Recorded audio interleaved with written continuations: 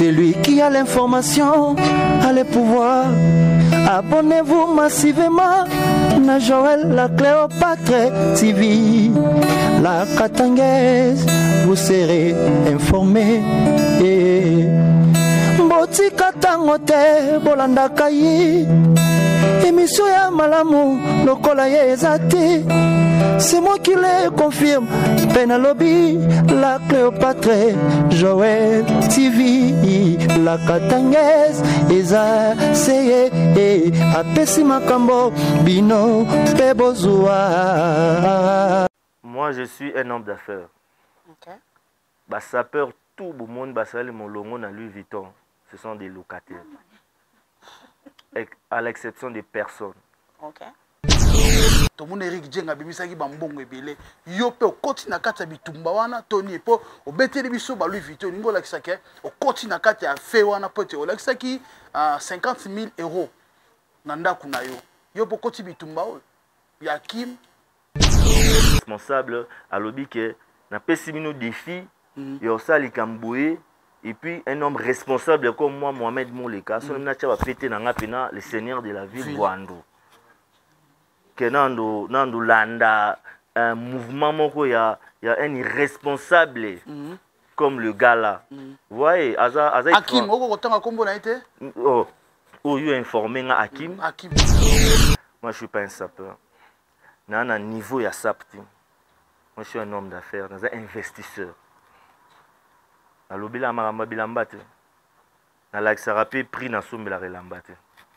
Vous voyez? Ça a pris dans son montant où on a investir. Notre grand frère Eric Djenga. Mon grand frère Eric Djenga, mon problème avec lui, c'est un menteur, c'est un moutama goda. Donc, je sais même pas. Mouto tangi kombo, tocha on a bi moutama goda. Eric Djenga. Adresse au Yebelaki. Le loi a changé d'adresse.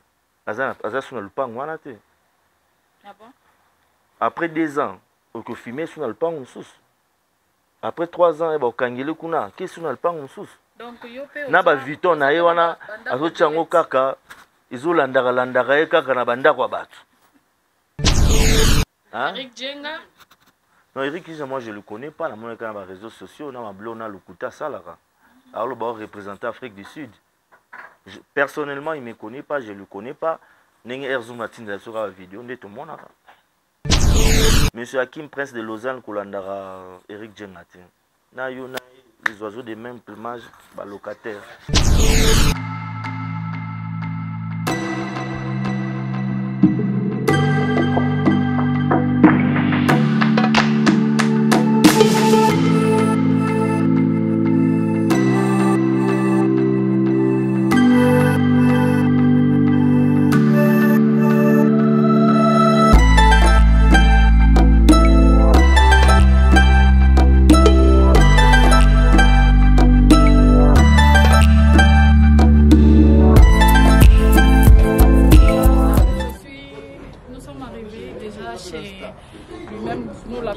Président Mouleka, un homme humble, un homme très humble, un homme effacé. Nous allons voir s'il va nous recevoir parce qu'il y a beaucoup de choses. On doit parler avec lui ce soir. On l'a appelé au téléphone, on a appelé madame, maman, la maman que je salue. Une très belle maison, un homme à respecter. Les autres dépensent leur argent à cause de vêtements, des tapages. Mais apparemment, lui, il a choisi d'abord de se stabiliser. Ici, c'est chez lui. On l'appelle Mohamed Mouleka. J'ai vu l'entrée, c'est écrit la maman. Donc, ça veut dire que c'est confirmé. Vous voyez la voiture, c'est écrit la maman. Donc, retrouvez-nous juste après l'émission. Je suis pas seule. Je suis avec Joël, je suis avec Chantal. Et journaliste à l'équipe, on a Très chers internautes, mesdames et messieurs, fidèles téléspectateurs, bonjour et bonsoir. Très ravi de vous savoir si nombreux par tous les 4 coins du monde en train de nous suivre. C'est votre humble servante Joël Ntumbala Cléopâtre, autrement appelée la Katangaise de la presse. Comme vous me voyez, je ne suis pas chez moi, je suis chez Mvoandou, Mohamed Moleka, le seigneur de la ville. Borotou na joala eko sala nini, j'espère que bomona ki entraîne na biso, toyeko luka le seigneur de la ville. En tout cas, yakoloba eza ebele toyeko tuna ba question actualité oyo ezo régner, toyebi pe na makambo kolata, toyebi pe na makambo ebele. Alors, tokolinga toyeba na musala na ye, Jacob, nini obasala, en tout cas lelo, vous allez voir, vous allez écouter ce qu'on va parler avec Mvoandou. Le seigneur de la ville, Motema ya Mama Charity, la Mama, toza na résidence la Mama Charity.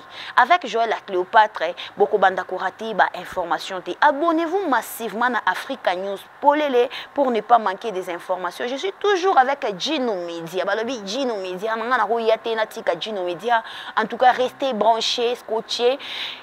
Africa News Polele pour ne pas manquer des informations. En tout cas, bas sponsor nanga botika la wana bo support Joël la Cléopâtre bona ba information ya bien lelo toza et pas ya les seigneurs de la ville na ebisabino nanu azanani azamoko ya ba mécène bazana kilo ba mécène na kombo na kati Afrique du Sud et yango lelo toye na résidence na ye. Vous allez écouter. Merci.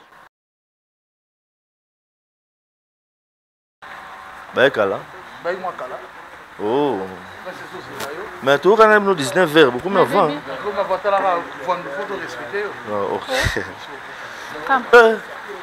DJ chef.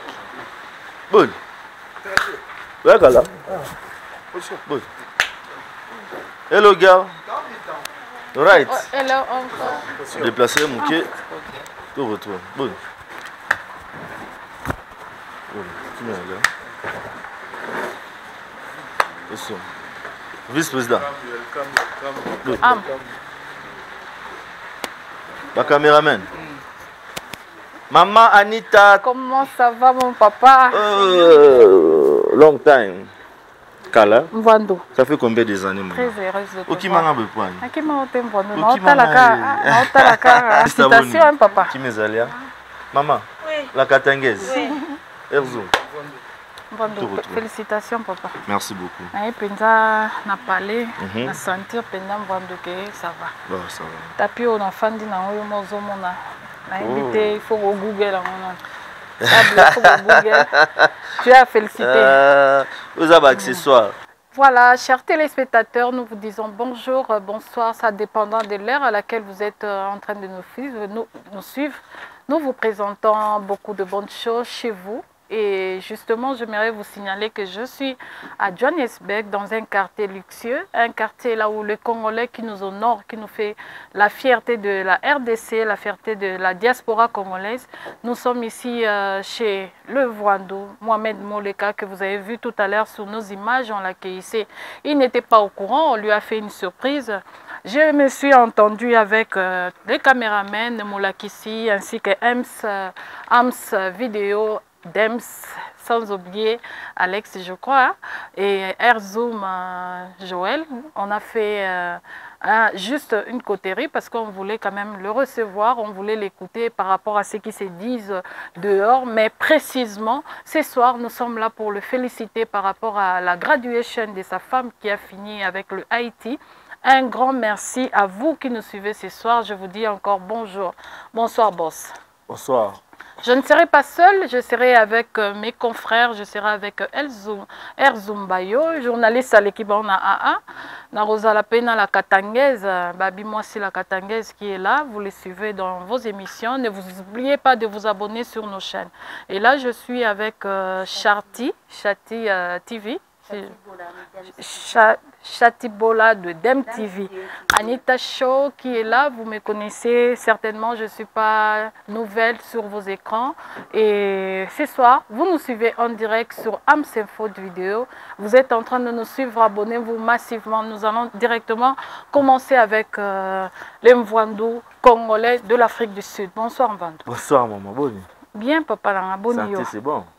Santé c'est bon papa, mais... Tu as pris de poids. J'ai pris du poids avec Kobota, tu comprends, okay. Et voilà. Bon hyper. Ça va bien. na sepeli omona yo tosepeli komona omvandu biso nyonso parce que soki tomoni ndenge ofandi mais nalingi na pose question mwa ya curiosité ava tokota mvandu namonaki yo dernièrement obanda oloba yo makambo bilamba biso toyebeli yo te mais so namoni yo na bacoin wana deya naomona ba Louis Vuitton mais emona eza ya sika mvandu ka lelo kaka ebimisa ka lelo bien eza ya mwa kala mikolo encore boza fâché bana poto baokoka bino te mvandu bana poto bakangi pe amunoko poso ebiso moto ye tondimi Mohamed Moleka nga na boyi na nga oloba mais na lobi kaka ke moi Anita Show nandimi. Pourquoi? Parce qu'on dit derrière un grand homme il y a une grande dame. Et nous disons aussi par rapport aux enfants, si vous avez des habits qui coûtent cher, mais vous n'avez pas un endroit là où vos enfants vont dormir demain, à votre absence, ou bien même si vous êtes là à la vieillesse, ça ne sert à rien de vous dire que vous êtes un grand prêtre. Alors, et bonsoir encore, Vandou. Bonsoir.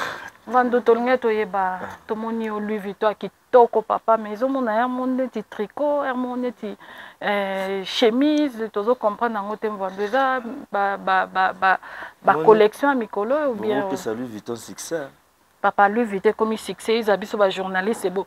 Gabi, et non, que pas me voir Nicolo Babi, Louis Vuitton à Louis Vuitton, donc. Babi lobby à lobby au bleu.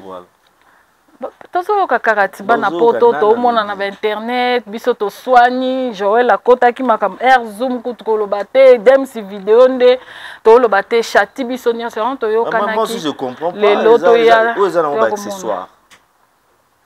Il n'y a rien de valeur ici. Mais babi accessoire mais yango des formes des loba mikolo. Babi na aspect. Bolo amamba forme ti. Rosomba pe forme kokiote. Sombe lamba cher mo lati kokiote. Et kokiote na ndeni kwa po lamba za size. OK, na shop medium large kokiote. Yeah, c'est ça. Yango to mona biso na ba télé. Sombe lamba lati kokiote, ba nyonso remis Louis Vuitton, je sais pas c'est par rapport à quoi. On les a ba anti-valeur. Exactement. Faut tout le maramuza ba valeur. Justement, c'est comme ça que... Faut valoriser la communauté. Tout le monde lose focus. Exact. Vous comprenez? Exact. Surtout le bilamba, ils ont lose focus. Exactement. Mais est-ce qu'on peut parler de maison? On peut parler de tout. On peut graduation. Parler des habits, on peut parler de graduation, mais tout le monde a en valeur. Mais quand biso peato yaki lo peato yeli awa air zumba yo la katangaise chati nangai. Toye pena d'abord ko féliciter au papa pour na ba étude ya maman Charity. Merci. To moni bandande ni vando bandaki lelo pena to mona ke kari komi ya mulai papa. Est-ce que okoye biso sekele no ezanini? Le temps que moi si nazo si sa classe parce que vous avez d'autres projets et là ni ngo sala na ko si sa classe na. Secret d'abord c'est la prière. Secret la prière d'abord. C'est secret na ngwana. Moi ça si classe c'est normal. Il y a maintenant 9 ans qu'on est ensemble. À ça, les classes, 5e année, à eu diplôme. C'est une femme à féliciter. C'est d'abord vous, un homme à féliciter, parce que nous, les femmes, lorsque vous êtes mariées avec des occupations à Banda ou Bana, ça devient un peu difficile pour nos ongles et la classe. Alors, si vous avez un pushio, c'est déjà quelque chose de bien. Je passerai la parole à Erzumbayo qui va intervenir aussi. Yeah, voilà, moi c'est Erzumbayo, journaliste à l'équipe on a 1. Bonsoir, président Mohamed Moleka. Bonsoir Erzumbayo. Vraiment, merci beaucoup Nakei Nanou, Nandenge Oyambi Biso. Merci beaucoup. Parce que toi qui as depuis 17h, Nandenge Oye, recevoir Biso. Merci beaucoup. Nzamba Pambola. Merci beaucoup. Mohamed Moleka. Toye a tomoni lopango. Tomoni piscine, tomoni marambo belé a izana kata lopango. Lelo ba feré belé o basalaka ba homme l'affaire oyo toyebi e belé bana mapango te balakisaka banda balakisaka bambongo libanda. Mohamed Moleka ko tangela biso 3 personnes oyo yo soko vandi. En Afrique d'ici, il y a Batu Oyo, il ba idole nanga. Tu as 3 personnes ou 5 personnes sur le CP. Tu as mabanga. Tu as mabanga, ils ont permis. Bon, si je parle sur le bimamba 3 personnes, des gens que sont en Fandi, ce sont des gens à copier. Yes. Parce que dans chaque chose, ils ont la génération. Yes. Na ba faire nyonso, ils ont la génération. Attends na ba journalisme, ils ont la génération. Na makambo ba sapeur, pour bino bolo makambo Louis Vuitton, il y a la génération. Na makambo mapango tout, na makambo tout ça ils ont la génération. Vous voyez, parce que chose un leader à génération, faut savoir comment donner des valeurs dans la génération botala. Yes. Vous voyez, moi dans ma génération, dans la génération NASA, j'essaye de faire des histoires aux valeurs. Parce que génération j'ai copier valeur, valeur humaine, vous comprenez? Bon, so dans la question na OK a battu o nga so natal na mona ba idole na lopna boyebi na bomba ngote poison kasereka. C'est mon idole. Yeb Sangara, là t'as bien, mais il faut penser toujours des valeurs. Yes. Faut penser à ta génération. Faut penser à bateau baota layo. Yes. Ba copier ba bonne mœurs nini.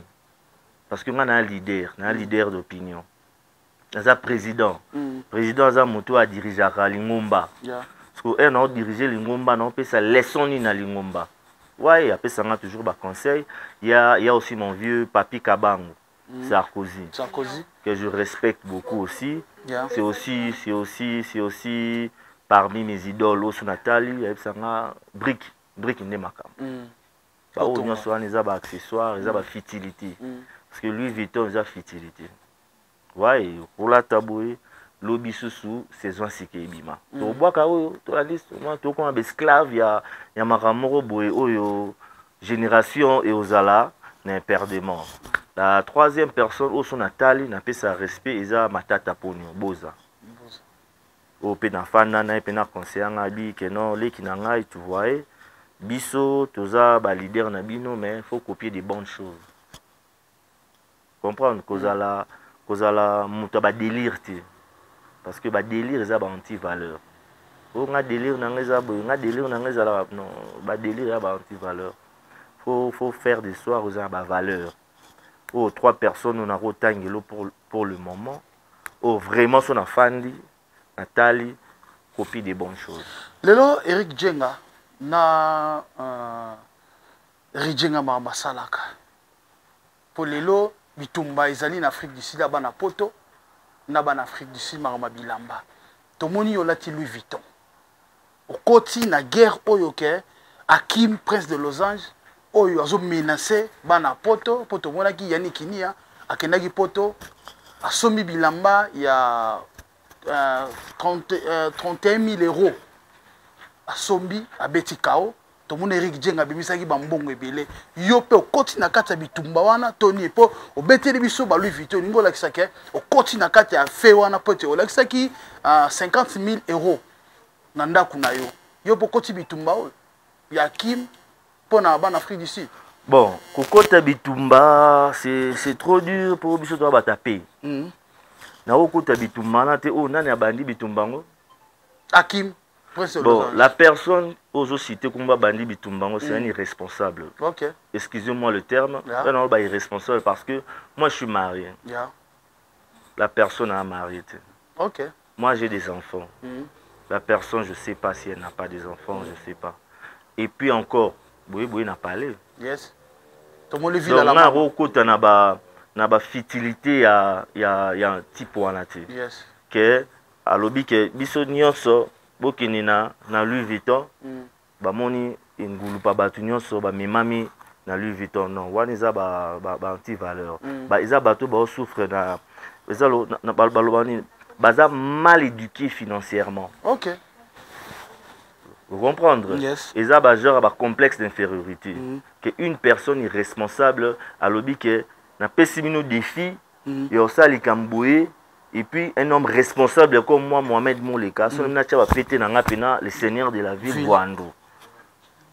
Que Nando Landa, un mouvement, il y a un irresponsable comme le gars là. Vous voyez, Hakim, vous avez combien a été? Où il a informé Hakim. Hakim Prince de Lausanne. Il y a Hakim Prince de Lausanne. Vous voyez, tout l'anda vague moko irresponsable. Tout l'anda conversation moko immature. ba délire moro boya ba futilité ba délire moro stérile. Ouais, moi j'investis dans un homme d'affaires. Yes. J'investis dans les cambo et puis ça a profil lobby. J'investis dans ma cambo ou dans outil qui la génération, bon, ils auront comme exemple. Vous voyez, na kota na makambo où ils a entité moko responsable. Vous voyez, c'est un peu ça. Soit là, Louis Vuitton, bah où ils ont ba délire. Ils ont ba délire moko boye. Ils ont ba délire moko boye irresponsable au kutu na ko s'afficher na ngote. Je savais pas le mutala tsinga boza maman Charity moleka. La maman. Yeah, mutabi que non.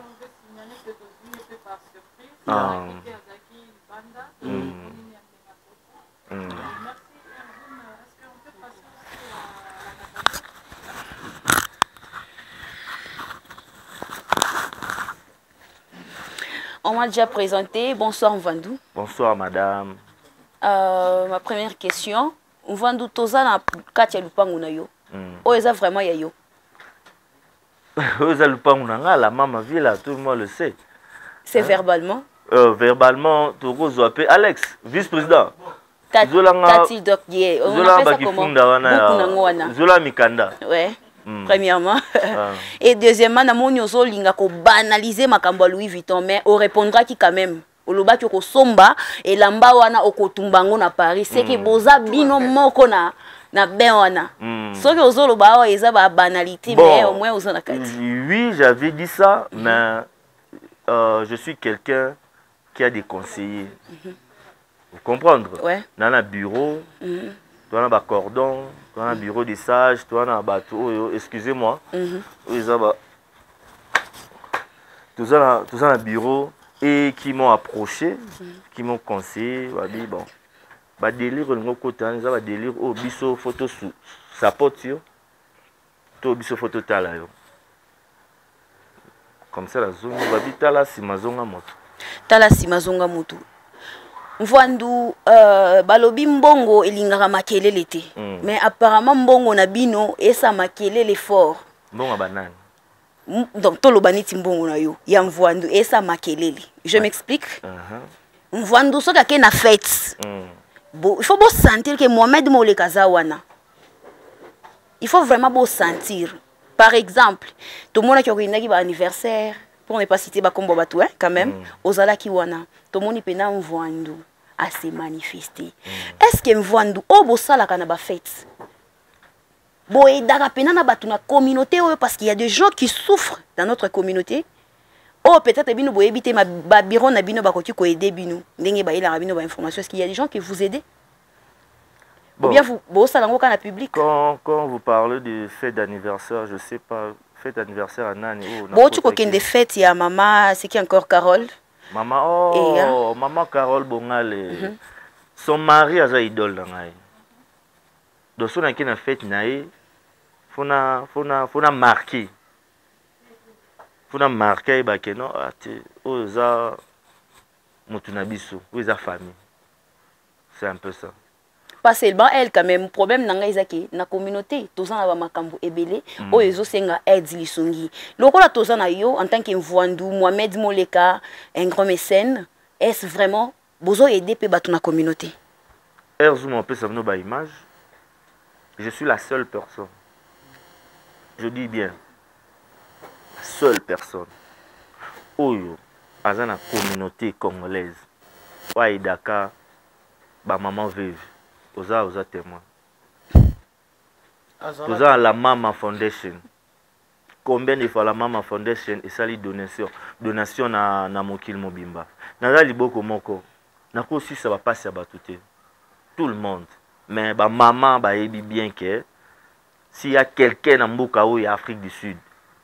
S'il y a quelqu'un, s'il y a une personne en mboka en Afrique du Sud, ou à kan sa ba maman veuve, ou à kan sa ba orphelin. Ou quand ça va Magambela, ou quand ça va diminuer, il y a que Mohamed Moleka.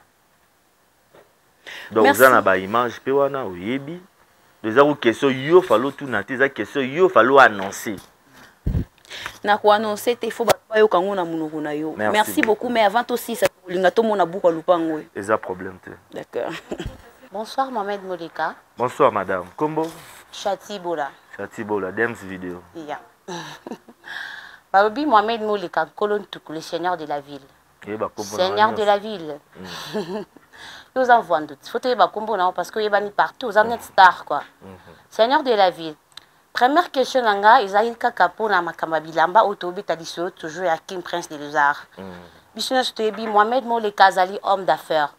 Mais tant que tout le monde a qui va vidéo Mohamed Moleka zo le bela makamba bilamba na mituna ki Mohamed Moleka a commis na sapeur to zali kaka homme d'affaires to comment sapeur na homme d'affaires. Moi je suis un homme d'affaires. OK. Bah sapeur tout le monde basali mon longo na Louis Vuitton, ce sont des locataires. À l'exception des personnes. OK.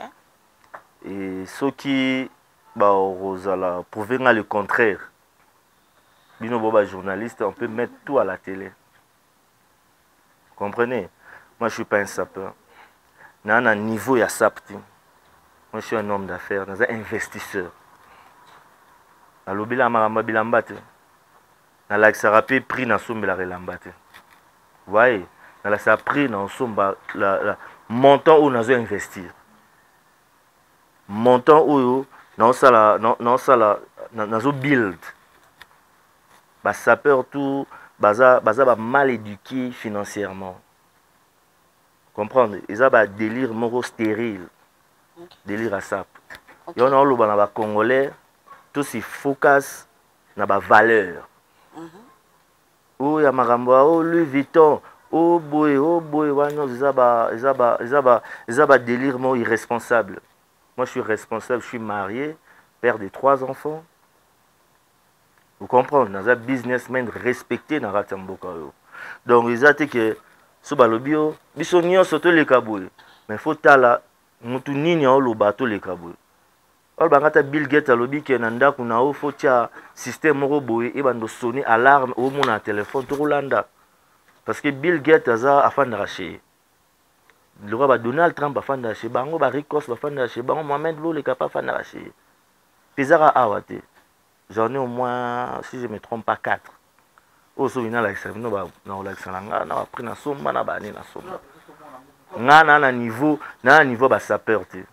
n'y a aucun sapeur en Europe, en Afrique du Sud, où ils sont assombés la main à Louis Vuitton, à que parquet on a garde Europe, où ils ont arraché la balle. Parquet on ne pas battre. Parce que le délire, est-ce que on a Roland niveau délire, c'est la bassesse. Moutou apesi challenge voilà l'année on TikTok Erzuma Tindelenga et ça le gars là le gars irresponsable on a il y a Suisse wa fana na moi qui coupe au flat wa kinda obeta masolo pour la Xambongo qui tana si que on va na brique na balabala li ouais on n'a pas besoin à tes missions à caméra ya pamba à tes missions à caméra pamba au ça on chez on a parlé. Donc ce sont ils ont délire morobo irresponsable. Donc on a sa perte. On a habilleur de luxe. Moi je m'habille na ndenga ba patron. OK. Maintenant on t'a sapte. Sap c'est trop petit pour moi quand vous parlez que ba sapeur, ba blouson, ba c'est trop bas pour moi. Mohamed Moleka. Nalinga kina tuno question mo kamibali. Ils a que Olobi génération na génération ils allaient na ndingi nango. Yeah. Mais pourquoi pas ils ont respecté ba o bazala qui avant yo te na génération à Kala. Next na imoni uto zana ba problème na on a grand frère na Eric Jenga. Na y ba problème ni famille zo les entre yo na grand frère na Eric Jenga. Mon grand frère Eric Jenga, mon problème avec lui c'est un menteur, c'est un moutama goda. Donc je sais même pas. Tout ce qui parle, tout ce qui dit, tout ce qui fait, c'est du mensonge. Ça me fait mal pour un businessman. Fallait que ça va valeur, moi, que ça vous a palpable.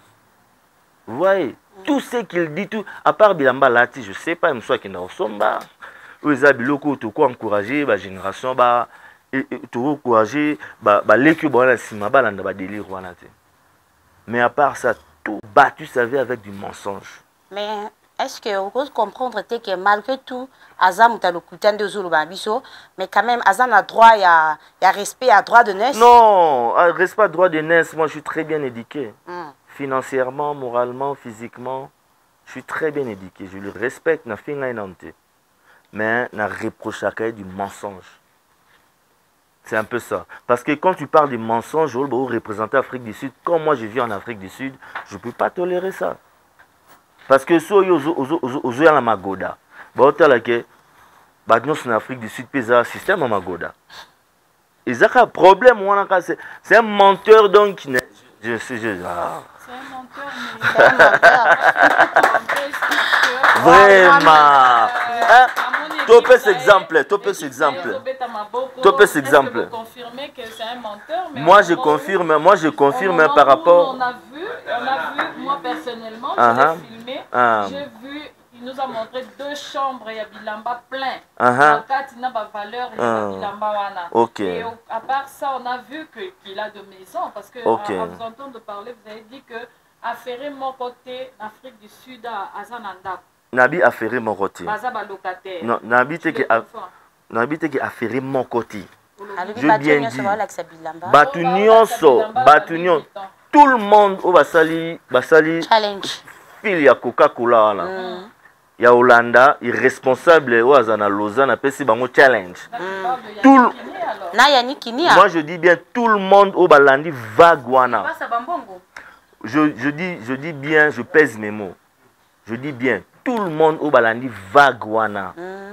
Il y a Louis Vuitton. Confirme devant la caméra qu'il y a c'est un locataire. Il passe à Bambongo, locataire. Jenga, c'est un locataire. Dolce Gabbana, Aza locataire. Bon, na bagnon sur botangi wana. Na bagnon sur botangi wana. Na ba preuve. Na tuni bino. OK. Merci beaucoup. Dans mon document, il faut l'accepter preuve à l'appui, mais moi lorsque déjà na yaki, j'étais perdue. On l'équipe robot, mais c'est ma mère zonga au monde la maman. Village la maman. Tellement que Bissonia Sotoyebi, déjà la maman a compris que c'était une place où il y a maman Charity, au Mobile, ni à Tcheko Mouna, Wando. Je suis étonnée parce que, pour te dire vrai, naebi on a pas délire au pété. Dans mon envoi bimi, na miso batouté, même ndenge chaté lobi. Lorsque je t'ai vu dans les images parler des habits, au Bimi Simbong et Belé, 50 000 pour répondre, c'est vrai que c'est choquant. Pourquoi? Parce que à toucher qu'Afrique du Sud, Moubimba. Alors, tandis qu'il y a Bataf Makasi Babimi, en Afrique du Sud, c'est choquant. Mais Toyebi, on a des délire, on a été. Mais au Kessou, quelque part un peu plus loin, Toyebi Bachar Letitenda, Toyebi Mayokam, mais au Tangino Bakombo, on a honte Batonio, le Bika Bato, Balandi Maramba, Louis Vuitton. C'est que Bango baba locataire. Est-ce que vous avez des preuves? Il y a Marambozo Loba que Bazaba locataire. Et là, on y a prouvé que c'est que vous dites. C'est vrai. C'est vrai. Bon, je pèse mes mots encore. Ok. En regardant la caméra. En regardant la caméra. Okay. Vague Oyo, l'irresponsable Oyo a Miki, il a Pessibiso. Parce que n'a pas pu s'engager challenge moro boye. Faut à la marier, faut à la famille, faut faire une rachio, que ça n'a vague, que ça n'a challenge moi que je vais suivre. Mais si on peut challenge mon robot et que non, tout côté ta place mon robot. Mais moi en te regardant la monique que vous en avez inutile. Batu oyo buzana bino buzali kita moko. O sala makamunenge moko. De balandi vague. Bateau nous balandi vague. Tu es très sincère avec moi. Est-ce que ce qui a parlé dans le film ou chez lui à la maison? Bagnon souteng bakomboana. Bando banda bimission na yo. Muto tangi kombo tocha o nabi mutamagoda. Eric Jenga. Adresse au yebelaki. Lilo a changé d'adresse. Aza sur le pang wana te. Ah bon? Après 2 ans, au filmé sur le pang sous. Après 3 ans, au kangele kuna, qui sur le pang sous. Donc yope na ba Vuitton na ye wana azo chango kaka izo landaka kaka na banda kwa batu. Mais je sais ce que je suis en train de dire. Je sais ce que je suis en train de dire. Là, nous sommes en train de continuer l'émission. J'aimerais juste vous faire une parenthèse de ce que le Mvwando est en train de dire. Yendazalana Bango. Nous, on fait que notre travail. Ça n'engage que lui. Yeah. Nous le confirmons parce qu'il est parmi aujourd'hui, Mohamed Moleka, nous les classons parmi les grands de l'Afrique du Sud. Pourquoi? Moi, je n'aime pas que au Betelinga Lisolo. Moi, j'aime voir preuve à l'appui. J'ai vu preuve à l'appui dans la côte, en tout cas. À son arrivée, nous l'avons félicité. Mvwando tolinga to continuer na yo mais quand même corrélaté. Tout le monde on dirait moi tension na yo matima muke côté ya Roloba. Pourquoi Mvwando azara toujours na ba problème na ba collaborateur na ye? Comme pourquoi Mvwando collaborateur comme qui?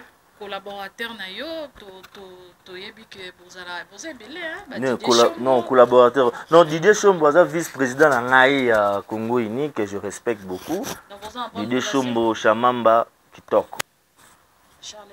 Quelqu'un respecté Charles Titenda Mofini kwa Jobour Kitoko. Quelqu'un félicité.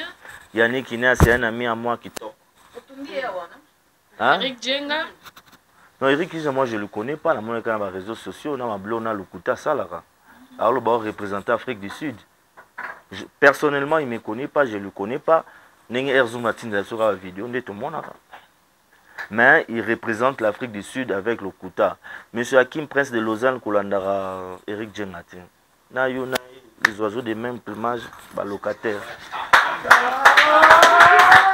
Et je salue en passant. Vous saluez en passant. Ah, je salue Hakim Prince de Lausanne, au même locataire, tout Louis Vuitton. Mais aussi si na bango na Louis Vuitton, na Azios ko na ba propat. Mais est-ce qu'une chose vous avez battu que Louis Vuitton est au côté de Mbongo, mais c'est vous qui s'appauvrez parce que faire de tapage. Fais ça conseil, fais ça conseil. Louis Vuitton au côté de Mbongo. Et c'est vous qui s'approuve, mais nous disons quand même merci à Yannick Kinia parce qu'à défendre l'Afrique du Sud, Mohamed Moleka. On va délire, Moko. À défendre l'Afrique du Sud, on va délire, Moko. Des à penser demain. Mohamed Moleka, nous sommes en train de continuer. Mvwando Biso, que total, papa, Ndengolati, Yomolelo, on sent quand même valeur ezali.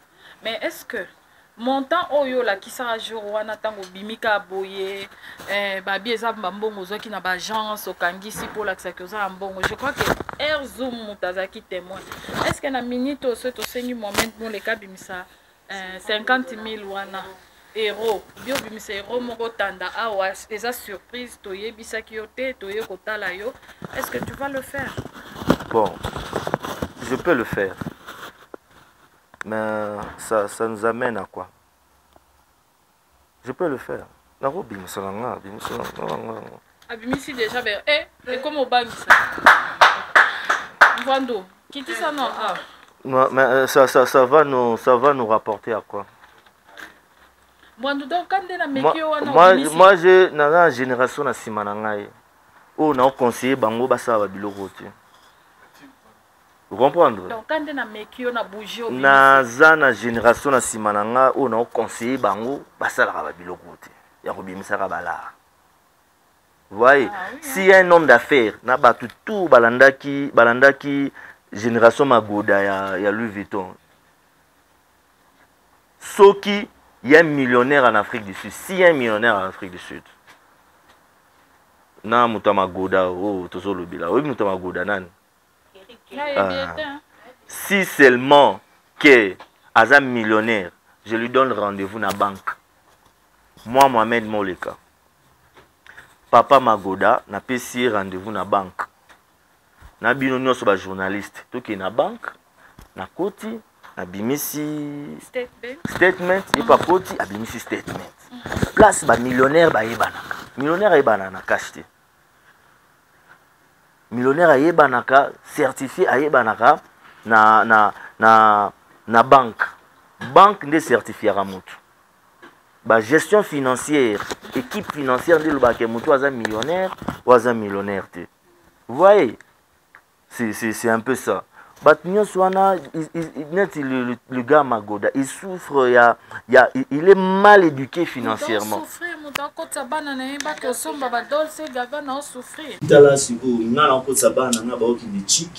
Elisabeth, je crois, dans le mois de juillet, août, ok, Australie. Ok, concours à danse en Australie. Après, il y a un Ramadan, c'est Gabon. On a futilité pas ces années.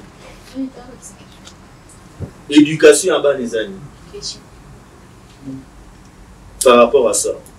Donc, il y a un millionnaire, on se donne rendez-vous. Donc, il y a une banque, une statement bataille. Soit pour les qui ont 1 million, 2 millions, ça problème. Moi, je suis millionnaire, vous êtes millionnaire. Mais pour confirmer, certifié millionnaire, pour network, ils ont cash. Et voilà, network, la gestion financière, il y a des histoires de valeurs. Vous voyez, moi j'ai des histoires de valeurs, mon beau où ils ont enregistré. On a un bit portfolio qui est lobby qui est, elle va nous classer dans Forbes, millionnaire, on met bon les cas, millionnaire avec quelques millions de dollars, quelques millions de. Nous continuons avec mes collègues. Nous voulons signaler à toutes les femmes qui avaient toujours reçu un cadeau de la charité Moleka. Je crois que les mamans, vous êtes... Maman veut les orphelins, tout fêter indépendance bientôt. On dit que Mohamed Moleka, c'est la personne, elle a toujours un binon. Si tout va bien avec mon équipe, tout ça programme le 30 juin, tout le monde a binon. Beaucoup à la place de tout. Merci beaucoup et continue. Le Seigneur de la vie, tout le monde est surnommé grand frère Naïmo, ceux qui nous donnent Mamouda. D'abord, qu'est-ce que c'est Mamouda? C'est le mensonge. Le mensonge, ok, merci. Nous voyons, nous sommes bien à Moutolokuta, avant d'ici, les journalistes, a foutu $500, $500, les journalistes, badimi na somonaye, o bazwati pa ya ba affaire mususu. Mais yo bien à Moutolokuta. Flash. Biso moko to simbi ya moya itazawana. $500 à chaque. Flash. On bien un flash. Les acquis peuvent formater. Les hommes non, les hommes flash. Il y a route de ça, la personne 1000 caméra, besoin de non. Dans ça, la moto, ils ont pas bien un mot. Vous avez un problème, Nina Nikinia. Apparemment, vous avez la tindika chakal. Non, c'est mon ami. C'est ton ami Olobi Batunion so bakota Louis Vuitton, baza ba locataire et puis au PC Mbote en tant que ton ami. Wana eza amitié. Mais un locataire à cause de camarade nangate. Tous les locataires. À cause de camarade nangate. En tout cas, wana nandimi yangote. Nani ya somanda fando beba na ba locataire nyos. Non parce que yo lobi o somba o l'équipe a ferré belé. Lobi ba to ba kuti Louis Vuitton. Baza ba locataire. Oh eza ba étiquette, ce sont des délires irresponsables. Tout le beta comme sur Louis Vuitton ba balmen ezali ba Versace ezali. Mambo o eza lango ba biloko moko bo éphémère. Bien là tiango boso na ki na Louis Vuitton. Hein? Na zone sango, em so pesa half price. Mais le long de tout sur la bino boy, la maison carte non c'est un sorti hein, car oyo moto a minute et kende valeur dans nos mata. C'est ce qu'on appelle un businessman. Vous voyez, yozo me manga na kamba saper, ngana saper ti. Et mama Louis Vuitton. Saper c'est trop dur pour moi. Il y a aucun sapeur à Zalanda. Attends la poto. Je confirme, attends la Mikili. Il y a aucun sapeur. Ou bien un sapeur na poto ou à Palais. Ba sapeur rebelle ba deux fois ba sapeur rebelle ba locataire parce que au monde eza nzela moko boye oyo eza nzela moko boye nakolo banini nzela moko qui ne produit rien ba nzela moko improductif so yubino bol ngo me manga ba nzela moko boye ya ba Louis Vuitton vraiment hein?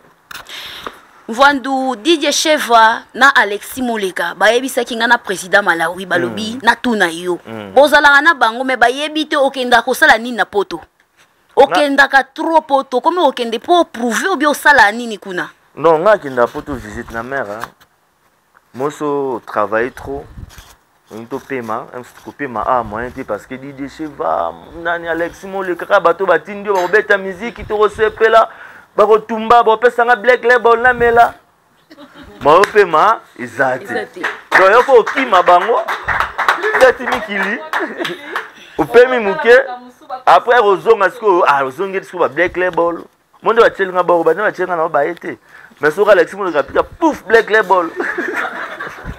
Pour terminer Yanita tomoni mvwando la kisi biso ba hero tokoki otika ebongo ete ya kiasimbi sabiso après caméra tozongisa te en tout cas mvwandu koyo kisabiso sonité pour Tango tokende, photo ke na sango. En tout cas, voilà problème. Maman, il y a héros pena. Tout le bilan marambo eza. Te tout le bango boy pour peut-être la sima caméra. To ko ba website yote. Merci beaucoup. Ata ku tu sens que on a parlé to kuta na rozui. Si on a parlé. Ata na nzela. Sans coup d'interview. Hein? Il y a un salaire. Boy on appelle ça salaire. Non, bon, salaire nous a combien? Ah. Non, non. Na bim sa caché nous na nini. Ya voilà, merci beaucoup. Voando solo li bien, azo kene bien. Na ba bordir ne zo kene kitoko. Mais ça li bordir. T'es qui bien. Parce que ça li bordir. Et qui bien. Mais est-ce qu'il y a un problème avec des journalistes hein? Si quelqu'un parle vérité. Moutolo ba vérité, franchement parler. Sur le bien moto vérité. Ils a bordir. Bordir les a que non. Ils a bordir les a ba biloko magoda zo beta, beta ba bordir. Parce que il aura zana ngote a tie caméra a lobi kazana. OK. Parce que mutu so au kota. Mais a fungola ki mutu kana mutu so razo kota rebelle. Tika bilo wana tu bien ngo. Mutu so razo kota na azo kota peut-être na azo bengisa caméra. Tala mutu pena normal responsable. Bengisi caméra tie bambo tie bana tie mwasi ba bilo tout za simani à location. Tout exception de rien. Au côté Dolce Gabbana tindi mwana sombili ou Dolce Gabbana bien mais et qui ulala wapi et qui ufanda wapi mais ero que nous sommes à biloko Dolce Gabbana na cher au postarate mais biloko zo somba que oza capable de somba au sombi ndo poster o ba que za biloko moza ba magoda za biloko mo ce sont des mensonges donc azalo na longo linette azalo tati poana na niveau 0 génération ebaïté anga bung sepso banzela katoko ma via ba flash mais heureusement que nazo moi simoko boye responsable opina bendanga vendre tala marambo 1 2 3 4 5 ça produit à quoi to que louer Rolls to yo changwa to que louer McLaren to changwa to benga Air Zuma filmé et après 3 mois et mon na les sociétés toujours les banques à mon robot, tout changwa, a tout a pris 10 ans.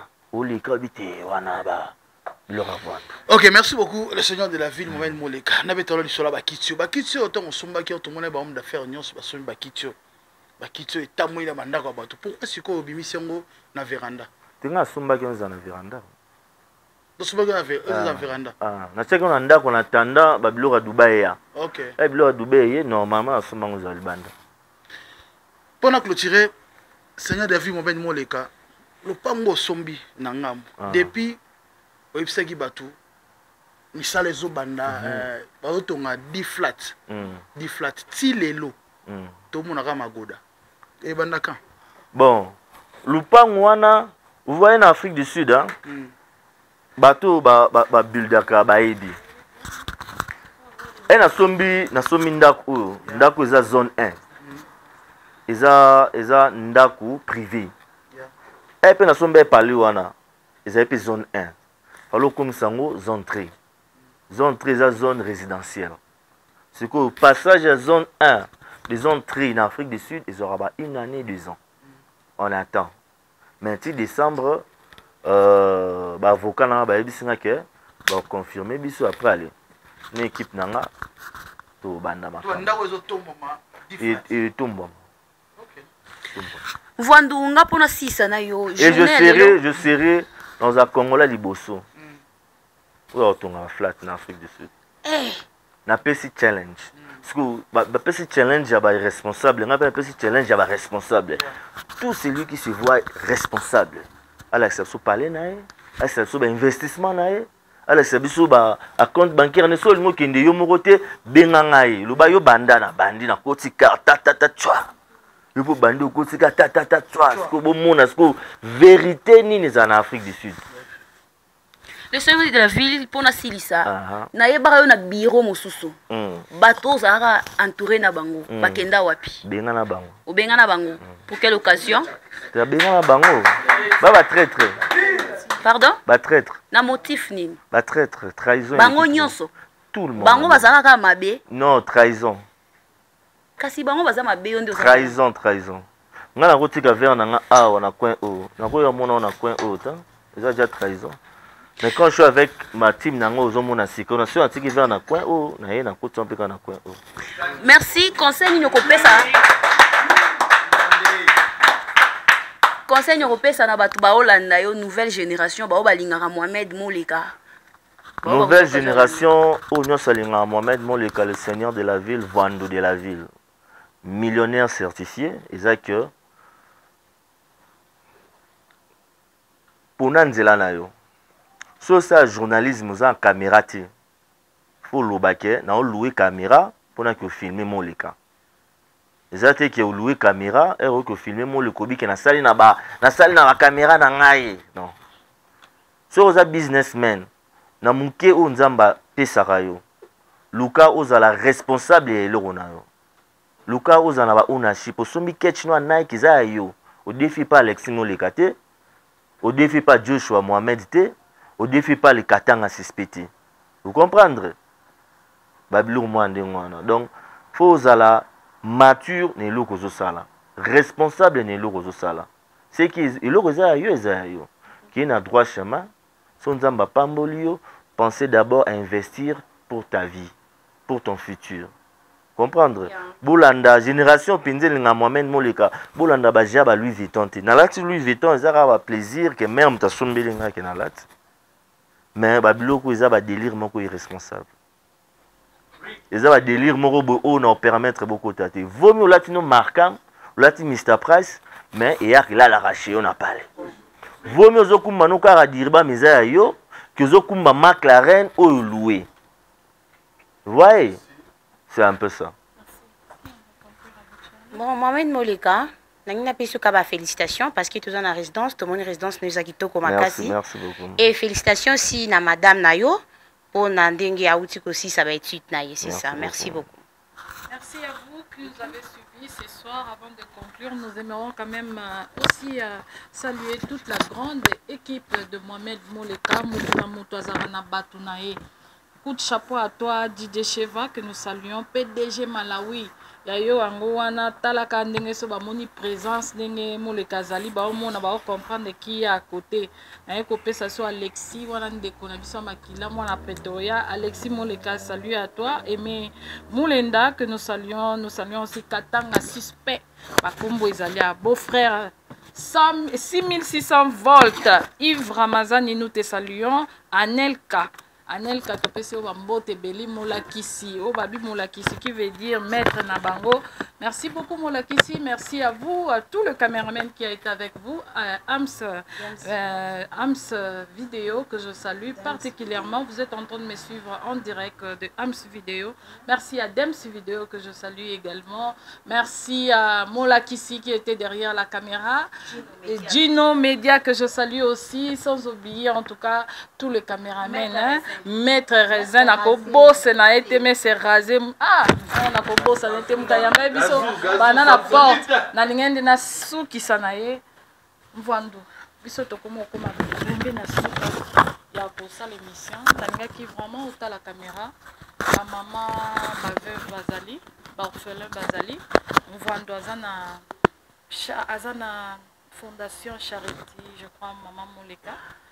Un mot à toutes ces femmes, parce que il y a ma consoeur à l'obé le mot, bah maman va souffrir, bah orphelin va souffrir, bah congolais va souffrir. Au lieu que vous ça bah délire à bambongo, koboaka, pourquoi ne pas aider vos Congolais? Et j'aimerais que par là, ôta la caméra, pourquoi le banini na yoka kobi bah maman les 30 juin bah ouya, ou fêter na les 30. C'est juste pour venir fêter bah zelo kolia. Pourquoi ne pas penser demain à scolariser les orphelins, par exemple? À leur payer, besoin à 3, 4, que on est école, lobby comme à battre le quoi bino. Pourquoi ne pas prendre à de veuves, bon, si on forme quoi business, ou bien moi table, mon boyo, mon foutelina au départ, na ba gambelawana, et puis ba continuer. Nalingo le ba message mon na bango, bon, pour maman Anita, pour ma lobby, ils ont une initiative. Je suis très préoccupé. Ils ont une initiative Oyo, na opesa yo responsabilité wana. Il y a une initiative na Oyo lobby wana et on poursuivre en gros. les moyens sont là. Mais bah, initiative, je suis un peu surchargé dans le coin. Mais bah, maman, on a à côté là. Bah, maman, tout le monde en a chaque fois. Bah, mon baby, le 30 juin, on peut ça communiquer. Erzoum, on peut ça communiquer. On a une place de Okutana. Le 30 juin, Poto Kabola quelque chose. À part ça, étant que secrétaire général il y a Congo Uni, j'invite tous les mamans à Congo Uni, toutes les mamans à Congo Uni, papa à Congo Uni, le 29 juin, Tokutanakin Malebo, président Chris Willow, vice-président Nabiso Didier Chombo, avec votre secrétaire général, Tokutanana Poto Kabola, moi et Lormoa Mouké. Moi, ba cadeau, tout pesa ba maman vive, ba maman, ba orphelin, ba nini, ba bleu Merci beaucoup. C'est un peu ça. Merci beaucoup, Vandou. J'aimerais aussi profiter, certainement, ma collègue Nanga, quand même, ba salutation. Moi également, je salue. Ba question ici. Je salue. Ba question na biso ici, Vandou. Mais toro kende na yo na suka, na to sisi na yo te avato telema. To ngeka to zwaka occasion moko Vandou ezake. Nous Afrique du Sud, nous faisons notre travail, mais nous voulons un conseil, nous voulons voir vos progrès. Délire, c'est bien parce que vous avez le temps difficile à Bamoussala, ça demande un temps. Il y a des choses aussi que tout ça, il y a des choses que nous faisons aussi.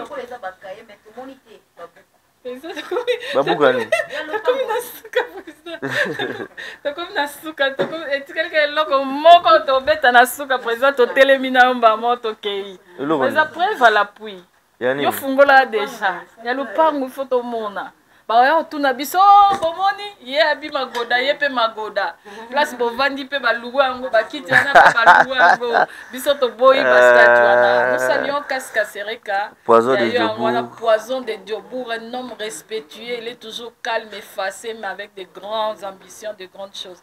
Merci beaucoup à vous tous qui nous avez suivis. Je vais donner l'occasion à mes concerts de saluer certainement dans un Batnabambo que Didier Chef va enregistrer.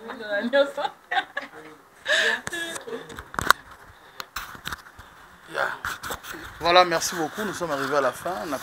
Merci Nabaneronyo Sobodaki, patient pour Kolanda Bisso, le Seigneur de la ville, Mohamed Moleka. Abonnez-vous et partagez cette émission sur Panza Info, sur Kin France Télévision. Je salue mon confrère Yannick Wenge, Padazali, Poison Kasereka, Bafali, Naba Soleil, Basepelagi jour à collation. Il y a la maman, oh ça là qui vraiment, merci beaucoup vraiment, Poison Kasereka. Merci beaucoup à Didier Chef va d'isoler mon ami. Didier Chef va d'isoler. Merci beaucoup à Alexis Semoleka. Merci beaucoup à Molakissi. Pourquoi pas les Katangé suspects. Chef d'état-major Razé Mourazuma. Merci beaucoup. Le seigneur de la ville, Mohamed Moleka, Merci beaucoup. Occasion à Kolanda Joël à Cléopâtre. Abonnez-vous massivement à Africa News pour les Yaemoko, la catangaise de la presse. Un grand merci à Yemoko, patron privé et personnel qui est Otto Silva, le propriétaire de l'hôtel Betajo à Kinshasa, hôtel Betajo à Lubumbashi, hôtel Betajo à Kolwezi. Un grand merci à celui que j'appelle Monsieur mon homme. Je te salue. Merci. Merci beaucoup na balandi nyonso balandi biso to pe bakola da biso après wana na sengi na bino bo s'abonner na Dems News Video TV et mbote na nga mingi na kopesa ngo na les boss Yannick Kinia balobi les millionnaires Yannick Kinia Rombox toujours aussi bambote na nga belé et na bosanité balobi Chiswaka Chichi mukolo dollar mutasala dollar yoana autrement dit Fachi Béton. Voilà, pesi pembote na Mohamed Moleka, collectionneur de la vie d'un colon tuku, tozala kinaye, et aussi d'ici na émission Elongo. Poison Kasereka na mama Carole Bongale, wani ratakate, sista de blad. Mouah. Bazuli bison kaka na ne na bombara ba document, je sais pas. Na habité peso eza awa. Coupé te balak na bango.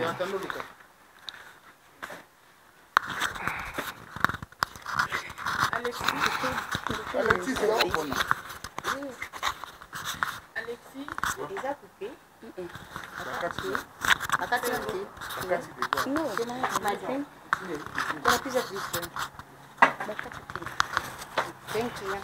Ok, c'est bon. Non, autant. C'est en anglais ou bien en français? Nous sommes en Afrique du Sud, en anglais. Et vous en français? Et vous en français? Oui, parce que vous êtes francophone, vous êtes congolais. Oh, il y a flat ta mère. Donc, ils ont mon côté. Oh, il y a flat ta mère. Et à mon côté. Tu sais que ni te pour na ba. Yo Yotanga kaka pour na yotanga kaka. Private personne. Yeah. Et là, combo ya maman Charity. Ok. Autant na montant. Toboyi pe autant na montant. Si vous plaît, Autant vous allez nous écouter. 1 700 000. Na année nini? Na 2024, na mars 22. Protest date? Protest date it was 22 March 2024. Ok. Yeah. On desco bukal pango balba tête.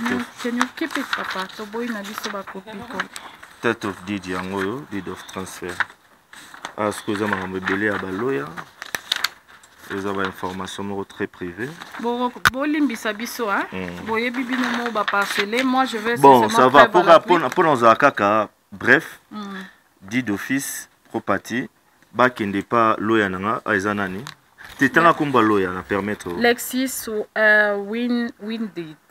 Na persona kumbo na, bakende pas loya. En tout cas, j'aimerais dire merci beaucoup à Mohamed Moulika de faire ce que vous avez fait pour les enfants. Dans l'équisango kaka, dans l'équisango. Ici, please. Oza flat. Eza wapina? Na 10 office property. Ok. Is Greenstone. Adresse anda Johannesburg. Te otanga nda dosanda pe papa. Otanga adresse anda wana te papa. Wana te totanga Greenstone. Wana adresse anda ku biso to bombi. Ok. Eza combien na soma qu'on a 2024? Na 2024 papa. Combien na soma combien? 1 700 000 rentes. 1 700 000 rentes. 1 700 000 rentes. Ça va? Na 2024. Il y a combo penda et moko, mais on s'excuse pour ne pas montrer. Biloko ane zaka. Oyo. Eza wapi na? Donc eza marote.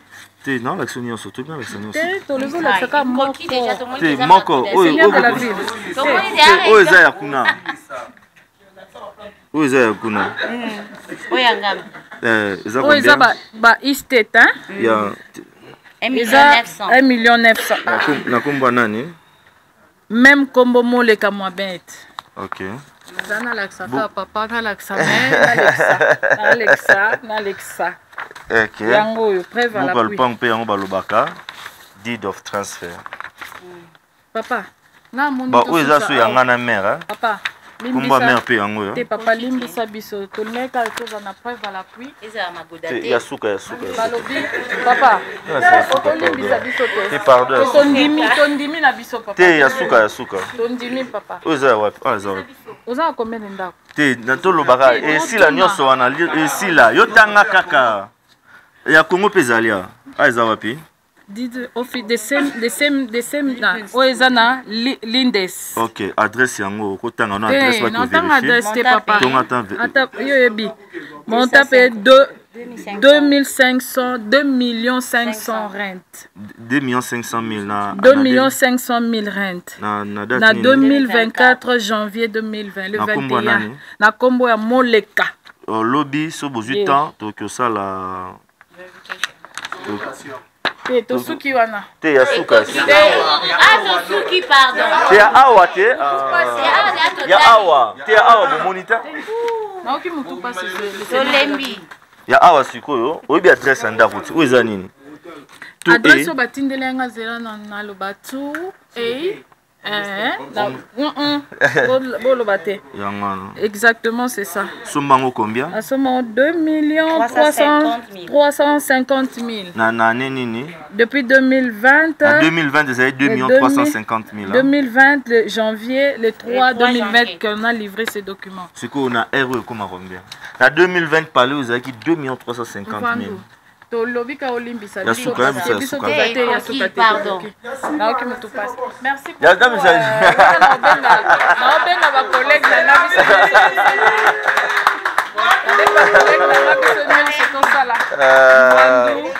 Oh non, le baran a public. Anita Show, alingano loba mingi te. Mais si je dis quelque chose, j'aime bien le preuve à l'appui. Merci en tout cas de nous avoir reçus chez toi avec beaucoup d'honneur. On a vu le respect, la considération. Merci beaucoup. Ça va blomo tout le monde en rare et pas ma casque serreka, tout le monde en opé, pas poison zombie. Là où il est, on les salue aussi. Tout le monde en opé et pas te belé au basalabiso bola en tant que baféré. Merci beaucoup. Ça a été un plaisir, un grand plaisir pour nous. Nous vous disons merci à l'homme que j'appelle Jean-Luc. Tu dis que je salue, je te dis chap chap. Ok, merci beaucoup à tout le monde. Nasengi bino merci Nande Boyota Langai. Namaramno Soleki. Avec tout ce qui se passe en Afrique du Sud. Dans le moment où homme d'affaires, où il y a businessman, où il y a côté sous Louis Vuitton, à la qui s'y facture, où il y a immoral. Non, match Sili. Match Sili. Babiloko Bosel ba délire, babiloko retour. To kende sikoyo na makambo ya ba property. To kende na makambo ba briques. To tika makambo magoda. Afrique du Sud na bato apoto to abiso so ba congolais. So za businessmen l'accès biso ba property. Mais to s'appelle na reconnaissance non surtout pour na Kasereka na Papi Chibangu qui sont vraiment les hommes exemplaires. Non, wana ba exemplaire, faut tout landa ba exemple le roi ya bango. C'est un peu ça. Tout landa ba exemple ya ba mal éduqué financièrement té. So côté na place le roi ba kombo oyo au sombi, somba eza yo lata tu munyo ndongo latiango. Mais ce comique est comme ça va griffe, comme ça va. Toi, sapeur, les sapeurs sont ici. Il n'y a aucun sapeur en Afrique du Sud. Aucun sapeur n'a poteau. Ouazana parlé. Aucun sapeur en Afrique du Sud. Aucun sapeur n'a poteau. Oh, ngaïna yé trop côté na banque. Bah là, c'est ba net worth. Oh, comment ba niveau to kominango. Donc, tout boum sa génération zélate. Tout là sa génération zéla que non, faut faire des histoires vraies.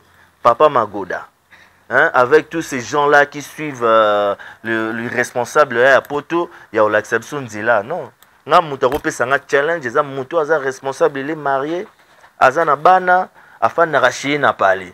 Et non quelqu'un oyo, hein, ata yo moro. So maman na tu no pe question, ngapela ko mana journaliste. Ngapela ko mana journaliste. Yo vraiment maman Anita Chako. Obiloko ça me donne la merde à la tête. N'importe quoi, quelqu'un d'irresponsable à Zoloba, un locataire. Après les sous en Afrique du Sud, au lieu de zanablo mo le roi ba, hein, to exemple, to landi les sous génération mobimba to inculquer bango ba comme na ba bassesse mo aux sapeurs. Correction. Correction zani. Yango ba corriger qui? Na corriger qui?